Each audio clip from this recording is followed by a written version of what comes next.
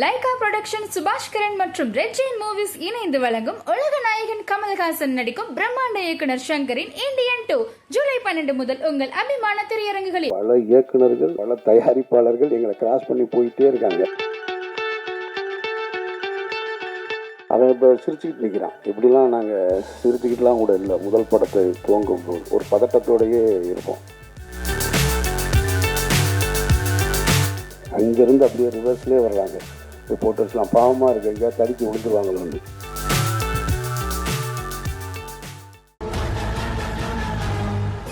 அரங்கத்தில் இருக்கும் அனைவருக்கும் இறைவன் புறத்திலிருந்து சாந்தியும் சமாதானம் உண்டாகட்டும். இந்த நிகழ்ச்சி தாமதமாக துவங்கியதற்கு நான் தான் காரணம். அதற்காக உங்களிடம் என்னுடைய மன்னிப்பை தெரிவிச்சுக்கிறேன். நான் ஒரு துவக்க விழா இங்கே வந்திருக்கக்கூடிய பத்திரிகையாளர்களுக்கும் ஊடக நண்பர்களுக்கும் மேடையில் வீட்டிருக்கக்கூடிய திரை ஆளுமைகளுக்கும் இது ஒரு வழக்கமான ஒரு விழா.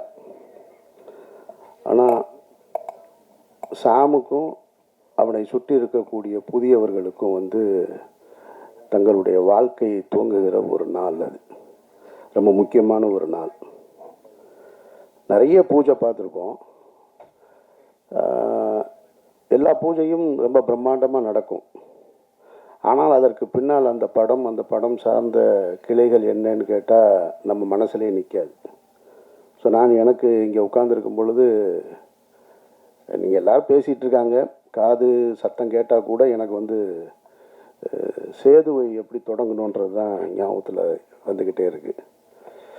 அவன் இப்போ சிரிச்சுக்கிட்டு நிற்கிறான். இப்படிலாம் நாங்கள் சிரிச்சுக்கிட்டுலாம் கூட இல்லை. முதல் படத்தை துவங்கும் போது ஒரு பதட்டத்தோடையே இருப்போம். ரொம்ப பழைய கதையாக இருந்தாலும் இங்கே நிறைய புதியவர்கள் இருக்கிறதுனால அந்த கதை உங்களுக்கு புதுசாக இருக்கும்னு நான் நம்புகிறேன். நான் 88, 89 காலகட்டங்களில் சென்னைக்கு வந்துட்டார் பாலா. நானும் அவர் தான் சென்னைக்கு ஒன்றா வந்தோம். அவர் பாலுமேந்திரா சார்ட்ட உதவி இயக்குனராக சேர்ந்து 93 முதல் முறையாக படம் பூஜை போடப்பட்டது. பாலா இயக்குனராக அறிமுகப்படுத்தப்பட்டார். அந்த படத்துக்கு பேர் அகிலன். தமிழ் சினிமா வரலாற்றிலேயே அல்லது இந்திய சினிமா வரலாற்றிலேன்னு கூட சொல்லலாம். காலையில் பூஜை போட்டு அன்று மாலையே படம் ட்ராப் ஆன படம் அந்த படம் தான். அப்படி ஒரு ஹிஸ்ட்ரி அந்த படத்துக்கு இருக்குது. அகிலன்ற டைட்டிலில் காலையில் பூஜை, மாலையே இந்த படம் ட்ராப் இனிமேல் பண்ண மாட்டாங்க அப்படின்னு சொல்லியாச்சு. அதற்கு பின்னால் பல நாயகர்கள். இந்த பாலான்றவர் யார் அப்படின்னா, பாலு மகேந்திரான்ற அப்படின்ற அந்த ஒரு மரத்திலிருந்து பறிக்கப்பட்ட ஒரு பழம். அது அன்னைக்கு விதைக்கப்பட்டது. ஆனால் முளைக்கலை. அது முளைக்காமல் அப்படியே நின்று போயிடுச்சு. கிட்டத்தட்ட பட்டு போயிடுச்சுன்னு கூட சொல்லலாம். அதற்கு பின்னால் நிறைய புதுமுகங்கள் அந்த படத்தில் நடிக்கணுன்ற கிட்டத்தட்ட அன்றைக்கு பீக்கில் இருந்த திரு ரஜினிகாந்த் அவர்களும் கமலஹாசன் அவர்களும் தவிர, மூத்த நடிகர்கள் தவிர எல்லா நடிகர்களுமே அந்த கதைக்குள்ளே வந்து போயிருப்பாங்க அந்த கதைக்கு. இது போக நிறைய புதுமுகங்களை பார்த்து புதிய தயாரிப்பாளர்கள் அது இதுன்னு பார்க்காத ப்ரொடியூசர்ஸே கிடையாது, பார்க்காத ஹீரோஸே கிடையாது. இன்றைக்கி இருக்கிற பெரிய பெரிய ஸ்டார்லாம் அதில் கமிட் ஆகிருக்காங்க. அந்த தகவல் தவறான தகவலாக இருக்காதுன்னு நினைக்கிறேன். நான் அல்டிமேட் ஸ்டார் கூட அந்த படத்தில் கமிட் ஆகி அப்புறம் பண்ணாமல் இருந்தவர் தான். அப்படி ஒரு ப்ராஜெக்ட் அது. நிறைய ஹீரோஸ் இன்னும் சொல்லிக்கிட்டே போகலாம். நிறைய ஹீரோ. அப்புறம் திரும்ப 97 கந்தசாமின்ற சசிகுமார் இருக்கான்ல நம்ம நடிகர், அவருடைய உறவினர் ஒருத்தர் மூலமாக அந்த படம் துவங்கப்பட்டது. கந்தசாமின்ற ஒரு தயாரிப்பாளர் தான் அந்த படத்தை துவங்கினார். அகிலன்ற படத்துக்கு சேதுன்னு பெயர் மாற்றியாச்சு. அன்னைக்கு காலையில் பூஜை, இங்கே தான் பூஜை, பிரசாத் ஸ்டுடியோவில் தான். அதனால தான் அதை நான் நினைவுபடுத்தி இப்போ நான் சொல்கிறேன். நான் காலையில் பூஜை, நாங்கள் பூஜை போட்டோம். படைப்பாளிகள் ஸ்ட்ரைக் ஆரம்பிச்சிட்டாங்க. அப்படியே நின்று போச்சு. விக்ரம்ன்ற ஒரு நாயகனை உள்ளே கொண்டு வர்றோம். அவர் 12 வருடங்களாக போராடிக்கிட்டு இருக்கார் வெற்றிக்காக. அந்த நாயகன் உள்ளே வர்றாங்க. அபிதான்ற ஒரு பொண்ணு ஹீரோயினாக இன்ட்ரடியூஸ் ஆகிறாங்க. இவ்வளவும் இருந்தும் அந்த படம் ட்ராப் ஆயிடுச்சு. படைப்பாளிகள் பிரச்சனை இல்லை. இப்போ எடுப்போமா, இன்றைக்கி எடுப்போமா, நாளைக்கு எடுப்போமான்னு தெரியாமல் அப்படியே காத்திருந்து ஒரு வருடம் 1.5 வருடங்களுக்கு பிறகு அந்த படம் துவக்கப்பட்டது. பட்ஜெட்டில் குறித்த பட்ஜெட்டில் முடிக்க முடியலை. அதனால் அது அடுத்த கட்டத்தை போய் போய் போய் போய் போய் 2000 தான் அந்த படம் முடிவுக்கு வந்தது. சரி, முடிவுக்கு வந்ததுக்கு பின்னாடி அந்த படம் விலைக்கு விற்பனைக்கு இருந்ததான்னு கேட்டால் அந்த படம் விற்பனைக்கு இல்லை, யாரும் வாங்கலை எல்லாமே. ஆனால் அந்த படத்தை டப்பிங்லேயோ எஃப்எக்ஸ்லேயோ பார்த்தவங்க எல்லாம் இந்த 97 தொடங்கி 93 தொடங்கி 2000 வரைக்கும் பல இயக்குனர்கள் பல தயாரிப்பாளர்கள் எங்களை கிராஸ் பண்ணி போயிட்டே இருக்காங்க. ஆனால் நாங்கள் மட்டும் நம்பிக்கையோடு ஒரு அறையில் காத்துக்கிட்டே இருக்கோம். எங்கள் படம் ஒரு நாளும் ரிலீஸ் ஆகும், என்றைக்காவது ஒரு படம் ஒரு நாள் எங்கள் படம் வந்துருன்ற நம்பிக்கையோடு உட்காந்துட்டு இருந்தோம். சரி, 2000 படம் முடிஞ்சதுக்கப்புறம் பார்த்தா அப்பவும் இல்லை. எங்களோடு சேர்ந்து பல ஹீரோக்களுடைய படங்கள் நாங்கள் டப்பிங் நடக்கும்போது பக்கத்தில் நடக்கும். இந்த சமீரா டப்பிங்கில் தான் நடக்கும். அங்கே இப்போ பெரிய ஹீரோஸ்லாம் வருவாங்க, நாங்கள் அப்படி நின்று பார்த்துட்டே இருப்போம். அப்பவும் அது வியாபாரத்துக்குள்ளே வரலை. அதில் ஒரு நல்ல விஷயம் என்னென்னா, படம் நல்லா இருந்ததுன்றது மட்டும்தான் ஒரு இயக்குனர் தன்னுடைய கனவுகளை ஒட்டுமொத்த கனவையும் தூக்கி ஒரு படத்தில் உழைப்பாக போட்டு படமாக்கி வச்சுருந்தார். அது அவருக்காக மட்டும் செஞ்சதில்லைன்றதான் ரொம்ப முக்கியமானது. அதை நம்ம கவனிக்கணும். அதை ஒரு டைரக்டர் இன்னைக்கு படம் எடுக்கிறாருன்னா அது உனக்கானது மட்டும் கிடையாது, ஒரு தலைமுறையை உருவாக்குறது. இது ஒரு தனி மனிதனுடைய இது இல்லை, ஒரு தலைமுறையை உருவாக்குறது. பாலுமகேந்திரான்ற மரத்திலிருந்து அந்த பழத்தை எடுத்து 2வது முறையாக விதைக்கப்பட்டது தான் சேது. அது விதைச்சது சாதாரணமாக முளைச்சது. அங்கேருந்து தான் அமீர்னு ஒருத்தன் வந்தேன், அங்கேருந்து தான் சூர்யான்ற ஒரு நடிகர் உருவாக்கப்படுறார், அங்கேருந்து தான் விக்ரம்ன்ற ஒரு மாபெரும் நடிகர் உருவாக்கப்படுறார். சூர்யான்ற நடிகர் தான் பல கம்பெனிகளை உருவாக்குறாரு, பல இயக்குனர்களை அறிமுகப்படுத்துகிறாரு. அமீர்ன்ற ஒரு இயக்குனர் வரும் பொழுது சசின்ற ஒரு இன்னொரு இயக்குனர் வரும், இன்னொரு சசின்ற ஒரு இயக்குனர் வரும்போது சமுத்திரக்கனி வர்றான், கஞ்சா கருப்பு வர்றான், நமோ நாராயணன் வர்றான், புதிய புதிய தயாரிப்பாளர்கள் வர்றாங்க. இப்படி போய்கிட்டே இருக்கு. அப்போது அந்த காலகட்டத்தில் 2000 படத்தை எடுத்து முடிக்கும் பொழுது எங்களுக்கு இருந்த நம்பிக்கை படம் நல்லா இருக்குது, அவ்வளோதான், வேறு எதுவுமே தெரியாது. படம் விற்பனை ஆகலை. அந்த டைமில் இதே பிரசாத் லேபில் நான் அந்த படம் ரிலீஸுக்காக நானும் தயாரிப்பாளர் திரு கஃபார் அவர்களும், அவர் எனக்கு அண்ணன் கஃபார் அண்ணனும் சித்ரா லட்சுமணன் சாரும் அந்த ரிலீஸுக்கான வேலைகளில், ஏன்னா ரொம்ப சிரமம், ரொம்ப கடனில் இருக்குது, இந்த படம் எப்படி ரிலீஸ் ஆகும்னு தெரியாத ஒரு சூழல்.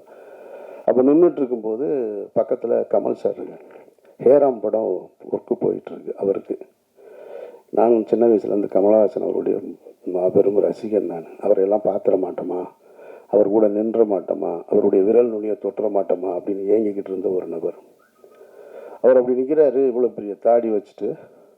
சித்ரா சாரை பார்த்த உடனே கமல் சார் கூப்பிட்டு பேசினார். என்ன சித்ரா இங்கே இருக்கீங்கன்னாரு. இல்லை, இந்த மாதிரி சேதுன்னு ஒரு படம் அப்படின்னோடனே கமல் சார் சொன்ன வார்த்தை, ஆமாம் கேள்விப்பட்டேன் அப்படின்னாரு. அதுதான் எங்களுடைய முதல் வெற்றி. படம் ரிலீஸ் ஆகலை. ஒரு புதிய படைப்பு யாருக்கு போய் சேர்ந்துருக்கு, ஒரு உலக நாயகன்கிட்ட போய் சேர்ந்துருக்கு. ஆமாம் கேள்விப்பட்டேன், நல்லா இருக்குன்னு சொல்கிறாங்க அப்படின்னாரு. நான் பக்கத்தில் இருந்து இப்படி பார்த்துக்கிட்டே இருக்கேன், கமல் சார் வாயவே பார்க்குறேன். அவர் என்ன சொல்கிறாரு, இது யார் அப்படின்னாரு. லவாஸ்டன். ஓ அப்படின்ட்டு அவர் ஹேராம் பற்றி பேச ஆரம்பிச்சிட்டார். திரும்ப எல்லாம் ஹேராம்லாம் பேசிட்டு திரும்ப ஆயிருமா, ரிலீஸ் ஆயிருமா அப்படின்னாரு. இல்லை, அதுக்கு தான் வந்திருக்கோம் அப்படின்றோம். ஓகே, வாழ்த்துக்கு அப்படின்ட்டு போயிட்டேன். ஸோ அந்த படம் அப்புறம் இதே பிரசாத் ஸ்டுடியோவில் தான், லேபில் தான், இதே லேபில் தான் விடிய விடிய நான் பாலா எல்லாம் நின்றுட்டு இருந்தோம். அன்றைய இரவு அந்த பாலாவுடைய நடவடிக்கைகள்லாம் நீங்கள் பார்த்தீங்கன்னு வச்சுக்கோங்க, எங்களெல்லாம் கவனிக்கப்படாத ஒரு ஆள். நான், பாலா, சசி. இன்றைக்கு வாசலில் வந்து இறங்கும்போது அங்கேயே கேமரா வந்துடுது, அங்கேருந்து அப்படியே ரிவர்ஸ்லேயே வர்றாங்க ரிப்போர்ட்டர்ஸ்லாம். பாவமாக இருக்குது, எங்கேயாவது தடுக்கி விழுந்துருவாங்களோன்னு. இந்த லேபுக்குள்ளே விடிய விடிய 3 பேர் சுற்றிக்கிட்டே இருக்கோம். அதில் நான் கைலியோட சுற்றிக்கிட்டே இருக்கேன். ஒரு 6 பிரிண்ட்டு தான், வெறும் 6 பிரிண்ட்டை எடுத்துகிட்டு இங்கேருந்து ஒரு கனவுகளை சுமந்து கொண்டு மதுரை, திருச்சி இப்படி நான் கொடுத்துட்டு திண்டுக்கல்னு கொடுத்துட்டு போனேன் நான். அப்படி ரிலீஸ் ஆன படம் தான். படம் நல்லா இருந்ததுனால தான் இவ்வளவு பெரிய அந்த விதை பெரிய ஆலமரமாகி பல கிளைகளை உருவாக்கியிருக்கு. அதனால் நீங்கள் புதிய வாய்ப்பை வந்து ஒருத்தர் கொடுத்தார். இப்போ எனக்கு வாய்ப்பு கொடுத்தவர் வந்து கணேசன் இப்போ சொன்னாங்க இல்லையா, அவர் தான் என்னை தேர்ந்தெடுத்தார். இங்கே மனிதர்கள் எல்லோருமே வெற்றி அடைந்தவர் எல்லோருமே சொல்லுவாங்க, நான் தன்னால் வளர்ந்தவன் அப்படின்னு சொல்லுவாங்க. உலகத்தில் ஒருத்தன் அப்படி இல்லவே இல்லை. தன்னால் ஒருத்தன் வளரவே முடியாது. இன்னொரு ஒரு கை பிடிச்சி தூக்கலைன்னு சொன்னால் ஒருத்தன் வளரவே முடியாது. அப்படி வளர்ந்ததா யாராவது சொன்னா அப்படின்னு சொன்னால் அது ஒரு பொய். அது வேணால் சினிமாவில் ஒரு கைதட்டுறதுக்கு வசனமாக இருக்கலாமே தவிர வாழ்க்கையில் அப்படி கிடையாது. நம்ம பிறப்பே தாய் தந்தையுடைய உதவியால் தான் இருக்கும்போது அப்புறம் நம்ம வெற்றி அடைவது மட்டும் தன்னால் எப்படி நடக்கும்? அப்படி நடக்கவே நடக்க. உங்களை பற்றி பேசுவதற்கு இன்னொருத்தர் வேணும். நீங்கள் போய் ஒன்று கேட்டிங்கன்னா செய்கிறதுக்கு இன்னொரு கை இல்லாமல் உங்களுக்கு வாழ்க்கையே கிடையாது. அப்படி ஒரு கை தான் இப்போ அவர் மகேஷ் அவர்கள் வந்திருக்கிறாங்க. அப்படி தான் எனக்கு ஒரு கணேஷ் வந்தார். இவனுக்கு யூகேலேருந்து வந்திருக்காரு, எனக்கு யூஎஸ்லேருந்து வந்தார். இன்றைக்கி வெற்றி அடைஞ்சதுக்கப்புறம் சொந்தக்காரங்க வருவாங்க, நண்பர்கள் வருவாங்க, பெரிய பெரிய பணக்காரர்கள்லாம் வருவாங்க. ஆனால் தொடக்க காலகட்டத்தில் துவக்கத்தில் இவன் டைரக்டர் ஆவான், நான் அமீரா மட்டும்தான் இருந்தேன். என்னை இயக்குனர்ன்ற முதல் அந்த வார்த்தையை பயன்படுத்தினது என்னுடைய கணேசார் தான். அவர் இல்லைன்னு சொன்னால் அவர் முதலீடு செய்யலைன்னா நான் இல்லை இங்கே, நான் அதுக்கப்புறம் சொந்த படம் எடுத்திருக்க முடியாது. ஸோ அப்போ அந்த உதவியை மகேஷ் அவர்கள் செய்திருக்கிறார்கள். சாம் செய்ய வேண்டியது அந்த படத்தை நல்ல படமாக எடுத்துக்கணும். அவள் இன்னைக்கு விதைக்கப்பட்டுருச்சு, இனி நீ இதை முளைச்சி எடுத்துகிட்டு வர வேண்டிய முழு உழைப்பும் உன்னிடத்தில் இருக்குது. இங்கே நிகழ்ச்சி சிறப்பாக நடத்தி கொண்டிருந்த படவா கோபி, ஜீவா போன்றவர்கள்லாம் எனக்கு ரொம்ப பரிச்சயமானவர்கள், ஆனால் பழக்கம் இல்லை. ஆனால் பரிச்சயத்திலே ஒருத்தருக்கு ஒருத்தர் அன்பை பகிர்ந்து கொள்ளக்கூடிய அந்த ஒரு உறவு தான் அண்ணன்னு பார்த்தவொடனே கட்டி பிடிக்கிறது மாதிரியானது. எனக்கு அவர் இந்த நிகழ்ச்சியை ரொம்ப சிறப்பாக நடத்தினார். ஆனால் ஒரு வருத்தம் என்ன, 2 வருத்தம் இருக்குது. ஒன்று இவங்கிட்ட, இன்னொன்று அவர்கிட்ட. இங்கே அறிமுகப்படுத்தும் பொழுது ஒவ்வொருத்தராக எந்திரிச்சு நீங்கள் கை தூக்குங்க, கை தட்டுங்க. இந்த அறிமுகம் தேவையில்லை. நீங்கள் உழைங்க, நீங்கள் கடுமையான உழைப்பை போடுங்க, உங்களோட திறமையை கொண்டு வாங்க. உங்கள் பேர் சொன்னவுடனே அவங்க கை தட்டுவாங்க, அவங்க கை தட்டுவாங்க. நம்ம போய் ஒருத்தரை காமிச்சு உங்களுக்கு கைதட்டு, எனக்கு பிடிக்காத செயல் மேடையில் ஒருத்தரை அழைக்கும் போது நீங்கள் கைதட்டுங்கன்னு சொல்கிறது அது தேவையே இல்லை. நீங்கள் உழைங்க, உங்களுடைய திறமை கைதட்டல் வந்துக்கிட்டே இருக்கும். ஆட்டோகிராஃப்னு ஒரு திரைப்படத்தை எடுத்துகிட்டு சேரன்ற ஒரு இயக்குனர் லயோலா காலேஜில் ஒரு ஃபங்க்ஷன், தண்ணீர் தேசம்னு ஒரு படத்துக்கான துவக்க விழா, பப்ளிக் ஃபண்டில் அந்த படத்தை எடுக்கிறதுக்காக ஒரு ஓப்பன் கிரவுண்டில் ஒரு ஸ்டேஜ் போட்டிருந்தாங்க. அப்போ ஆட்டோகிராஃப் ரிலீஸ் ஆகிருக்கு. நாங்கள்லாம் உட்காந்துருக்கோம். சேரன்ற இயக்குனர் கார்லேருந்து இறங்கி அப்படி உள்ளே வர்றாரு. கிட்டத்தட்ட ஒரு 2000 பேர் அமர்ந்திருந்த ஒரு அரங்கம், அது ஓப்பன் ஸ்டேடியம். 2000 பேரும் அவர் காரிலிருந்து இறங்கி மேடைக்கு வருவது வரைக்கும் கைதட்டலை துவங்கியவர்கள் நிறுத்தவே இல்லை. சேரனுக்கு கிடைத்த மிகப்பெரிய அங்கீகாரம் அது ஆட்டோகிராஃப்ன்ற படத்துக்கு கிடைத்த ஒரு அங்கீகாரம். அப்போ நம்மளுடைய உழைப்பும் நம்மளுடைய திறமையும் கைதட்டலை பெற்றுத்தரும்ன்றது தான் மறுக்க முடியாத உண்மை. 2வது, எனக்கு இவனை என்கிட்ட இருந்து சசிகிட்ட சமுத்திரக்கனிகிட்ட போயிட்டான்னு சொல்கிறத விட கனி எடுத்துக்கிடுவான். அதில் பெரிய கில்லாடி அவனுக்கு தெரியும் யார் யாரை தூக்கிட்டு போகணும்னு. சசியை தூக்கிட்டு போனான், இவனை தூக்கிட்டு போனான், இந்த நடராஜன் என்னுடைய காஸ்டியூம் அவனை தூக்கிட்டு போயிட்டான், எல்லாரையும் எடுத்துகிட்டு ஓடிடுவான். ஆனால் அது கடைசி நேரத்தெல்லாம் சொல்லுவான், முன்னாலேயும் சொன்னால் நம்ம எதுவும் சொல்லிடுவோன்றதுக்காக. அப்படி ஒரு சரியானவனை எடுத்துக்கிட்டான். எனக்கு என்ன ஒரே ஒரு வருத்தம்னா, டைட்டில் மட்டும்தான் வருத்தம். ஒருவேளை இது பெரிய ஹிட் ஆனாலும் ஆகலாம். ஆனாலும் யோலோ அப்படிங்கும்போது ஒரு முதல் படத்தை இயக்குனரை எப்படி அழைக்கணுன்றது இருக்குல்ல, இவனை எப்படி கூப்பிடுறதுன்னு தெரில. யோலோ சாமுன்னு கூப்பிடணும் போல இருக்கு. அதனால் அதுக்குள்ளே இருக்கிற ஆழமான அர்த்தம் இருந்திருந்தாலும் வேறு பேர் பரிசீலனை இருந்திருக்கலாம், சொல்ல முடியாது. ஒருவேளை ஆட்டோகிராஃப் வைக்கும்போதும் இந்த மாதிரி தான் இருந்தது. ஆட்டோகிராஃப் ஏன் வச்சாங்கன்னு சொல்லி. ஆனால் அதுவே பெரிய ஹிட் ஆயிடுச்சு. மற்றபடி இந்த நாள் மற்ற எல்லோருக்கும் ஒரு சம்பிரதாயமான நாளாக இருக்கும். இந்த விழாவும் ஒரு சம்பிரதாயமான விழாவாக இருக்கும். ஆனால் இதில் உழைக்க இன்றைக்கு அந்த விதைக்கப்பட்டவர்களுக்கு ஆத்மார்த்தமாக நிற்கிற எல்லோருக்குமே என்னுடைய நன்றியை நான் தெரிவிச்சுக்கிறேன். ஏன்னா இதுலேருந்து எவ்வளோ பேர் வரப்போகிறாங்கன்னு தெரியும்.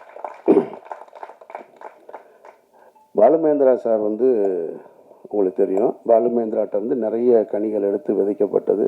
ஒரு பக்கம் வெற்றிமாறன் டீமு, ஒரு பக்கம் ராம் போன்றவர்கள். பாலாட்டிருந்து வந்தவங்க தான் நாங்கள் எல்லாருமே. ஆனால் ஒரு கட்டத்தில் நின்றுச்சு. இப்போ எனக்கு பின்னால் சசி, சமுத்திரகனி, அப்புறம் துரைவாணன் ஒரு இயக்குனர் எனக்கிட்ட இருந்து வந்தான். ஆக்சுவலாக அவன் உடல்நிலை சரியில்லாமல் ஒரு படம் இயக்குனா, ஆனால் இறந்துட்டான். ஸோ ஒரு சின்ன கேப் விழுந்துருச்சு. அந்த கேப்பை திரும்ப அந்த தோட்டத்தை துவங்குவதற்கு சாம் வந்திருக்கான். இவன் எடுத்துகிட்டு போகணும். இன்னும் எனக்கு ஒரு ஆசை இருக்குது. சரி, என்கிட்ட இருந்து வர்ற அசிஸ்டன்ஸ் யாராவது அடுத்த கட்டத்தை நோக்கி போகணும் அப்படின்ற ஒரு ஆசை இருந்துக்கிட்டே இருக்குது. அதை செய்வான்ற நம்பிக்கையோடு இருக்கேன் நான். பாலா வந்து பருத்தி வீரன் முடிச்சுட்டு, நான் மௌனம் பேசியது முடிச்சு, ராம் முடிச்சு, பருத்தி வீரன் முடிச்சதுக்கப்புறம் என்னை கூப்பிட்டு ஆஃபீஸில் உட்காந்து பேசும்போது ஒரு வி ஃபைண்டர் எடுத்து கையில் கொடுத்தாரு. இந்த வி ஃபைண்டரை கொடுத்து, இது என்னன்னு தெரியுமாடா அப்படின்னு. தரல சொல்லு அப்படின்னு. இது வந்து பாலுமேந்திரா சாருக்கு அவருடைய குருநாதர் கொடுத்தது. அவர் பாலுமேந்திரா சாருக்கு கொடுத்தார். பாலுமகேந்திராட்ட இருந்து பல பேர், எவ்வளவோ பேர் வந்து போயிருக்காங்க. ஆனால் அவர் எனக்கு கொடுத்தார். நான் உனக்கு கொடுக்கல. எப்போ கொடுக்கல? மௌனம் பேசியது கொடுக்கல, ராமுக்கும் கொடுக்கல. பருத்தி வீரன் முடிச்சதுக்கப்புறம் உன் கையில் கொடுத்தேன்னு என் கையில் கொடுக்குறேன். இப்போ அதை நான் வாங்கி வச்சுட்டு யாருக்கிட்டையாவது கொடுக்கணுன்னு இருந்தேன். சசி வந்துட்டான். சசி வந்து சுப்பிரமணியபுரம்ன்ற ஒரு மாபெரும் படத்தை, ஒரு காவியத்தை கொடுத்துட்டு போயிட்டான். ஆனால் சரி கொடுக்கலாம் அப்படின்னு நினைக்கும் போது நமக்கும் ஒன்று இருக்கும்ல, நம்ம 3 படம் பிடிச்சதுக்கப்புறம் தானே கொடுத்தாங்க, இவனுக்கே முதல் படத்தில் கொடுக்கணும் அப்படின்னு ஒரு எண்ணம் தான். கொடுத்துருக்கணும் உண்மையிலே அவன் கையில். ஆனால் அது ஒரு வகையில் கூட நல்லதாக போச்சு கொடுக்காம இருந்தது. ஏன்னா அது யாருக்கிட்ட போகணும்னு அது முடிவெடுத்துக்கிறது அப்படின்னு நான் நினைக்கிறேன் நான். ஏன்னா அவன் அடுத்து டைரக்ட் பண்ணல, அடுத்தடுத்து முழு நேர நடிகராக மாறிட்டு. நம்ம கொடுத்துருந்தேன்னு வச்சுங்க, அங்கேயே தேங்கி இருந்திருக்கோம். அப்போ அது இன்னும் என்கிட்ட தான் இருக்குது. அதை பெறுவதற்கான சந்தர்ப்பம் சாமிக்கிட்ட இருக்குது. இறைவன் அருள் இருந்தால் அதை நீ பெற்றுக்கொள்ளலாம். மற்றபடி இந்த ஒட்டுமொத்த குழுவிற்கும் என்னுடைய நெஞ்சார்ந்த வாழ்த்துக்கள். ரமணா, சிவா, மற்றபடி புதிய கலைஞர்கள் எல்லோருக்கும் என்னுடைய நெஞ்சார்ந்த வாழ்த்துக்கள். இறைவன் அருளால் இந்த படம் மிகப்பெரிய படமாக வரணும் அப்படின்னு நான் வாழ்த்துறேன். நன்றி.